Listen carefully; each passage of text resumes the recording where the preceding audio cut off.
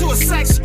Brain damage got that nigga like a vegetable. You niggas marks, I'ma treat you like the rest of them. Treat you like the rest of them. Yo, what up, what up, what up? Welcome back to FG Unleashed. You know, how y'all been doing out there, man? You know what I mean? I'm just getting back at y'all. You know, seeing how everybody doing today. You know what I mean? I'm good on my end, man. You know what I mean? I've been working on some things, trying to get some things together. You know, not to mention, you know, your boy got to go to work as well, work these 50, 60-hour work weeks. But, hey, you know how that go. You know, I've been tapping in with a lot of real homies been getting at me. And OG homies, OG Crips, you know, rappers, you know what I mean? Which bring the question of the day is, look, man, when y'all want to get at me about something and shit, when y'all want to chop it up about something, you know, just hit my DM, FGeneral1 at Instagram. You know, I'm always right there if you want to ask a question and shit. I got a question from a guy that said, he said, what was my thoughts on the Bloods and Crips Bangin' on Wax album? Did LA have a positive reception to that album at that time? I know it's been a long time, but I've always been curious. Bangin' on Wax, man, Bangin' on Wax, man, was a hit. I mean, you know what I mean? I mean, it blew up, man. And don't get me wrong, it wasn't the first time somebody was putting it down like that. You know, DJ Quick, you know, had the underground mixtapes back in the, you know, the mid to late 80s that we used to bump, you know, we, you know, get our Paru music on and stuff like that. But when that Bangin' on Wax came out, man, that was like 93. And I was in the pen in 93. I was in the state pen in 93, man. And I know when I was calling home, all I kept hearing about, man, homie, this Bangin' on Wax, homie. And the main song that the homies was talking about at that time on my side was that Paru Love, man. I mean, they put that down.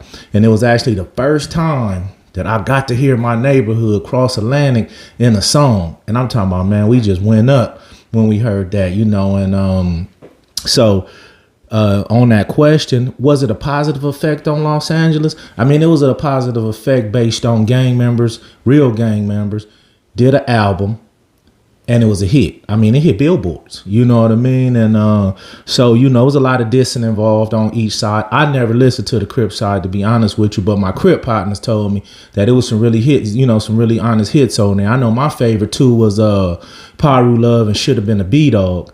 And I used to bump when I came home. Shit, I came home in '94.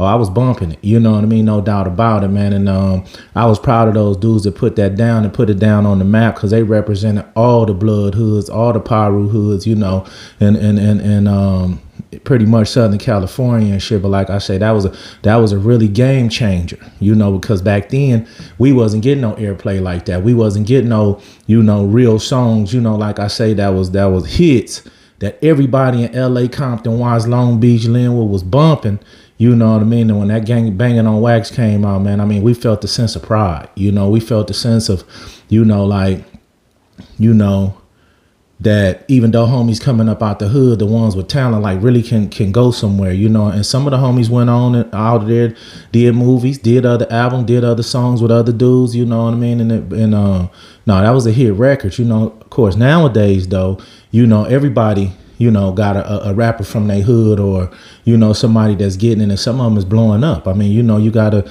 look at, you know, anybody from the, you know, the Game, the YG, to Kendrick Lamar, to Nipsey, Nip, you know. So you got so many of them. Of course, you know, the West Side Connection, Mac 10, you know, Dub C, CJ Mac, you know, dudes that came up out the hood, man, that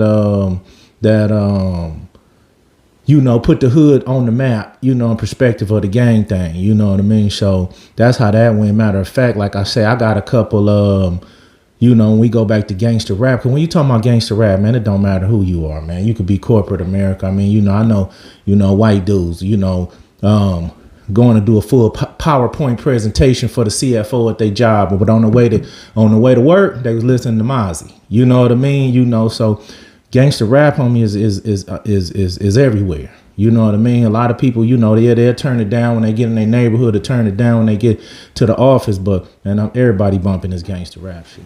And, you know, that's one thing I can say, you know, when it comes to that gangster rap music, man, you know, or when you affiliate or ex-member of a gang, you know what I mean? Like, y'all know I don't gang bang, but y'all know, you know, ain't no denying that I'm for Paru. You know what I mean? That ain't going nowhere. That's what it is. But it don't matter what you do, how you change your life, what you get into. When you hear that gangster rap come on, homie, you feel something, homie. You know what I mean? That's just what it is. And when you hear somebody on a track say, you know, Paru or Blood or Crip or wherever you from, like I said, I don't care what you're doing, man. You feel that on the inside, especially if you was a real one in them streets. You know what I mean?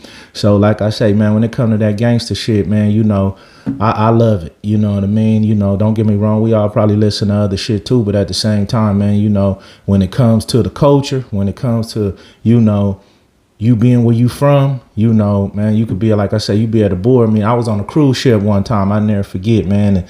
And we somewhere out in the 7 seas and shit. And I'm at the club on the cruise ship. So Pac come on, man, and we on that motherfucker dancing. And when Pac said, let him recognize from Long Beach to Rosecrans, oh, homie, I'm talking about, you know, I mean, you know what I mean? I just wanted to chunk up a big ass pee, homie, because it just brought so much memories at that time, you know what I mean? And so, you know, don't get it twisted, man. You know, people do move on with their life, but when it come to that gangster rap shit, homie, or when it come to that rap period, you know what I mean? And dudes, you know, like that say from the street or been involved with the set, you know, you still gonna speaking up. I got some gangster rappers that's, you know, I'm gonna go sit down with, you know what I mean, some Paru, some Bloods, and some Crips. I got some talented young Crips, man, that we gonna talk to. What I'm waiting to do is I got a couple cameras coming, you know, a couple new mics and shit. We finna take this show on the road, man. FG Unleashed ain't finna sit and, you know, and tell videos and shit. We finna hit these streets, man. You know what I mean? I got, like I said, I got a lot of OGs tapping in, telling me to come holler at them. You know, a lot of real OGs don't want to get on the mic and, you know, and chop it up, but you know, some of them they're gonna chop it up with FG, man. So, you know, y'all stay tuned. You know, it's coming. You know what I mean? FG Unleashed. Make sure you subscribe.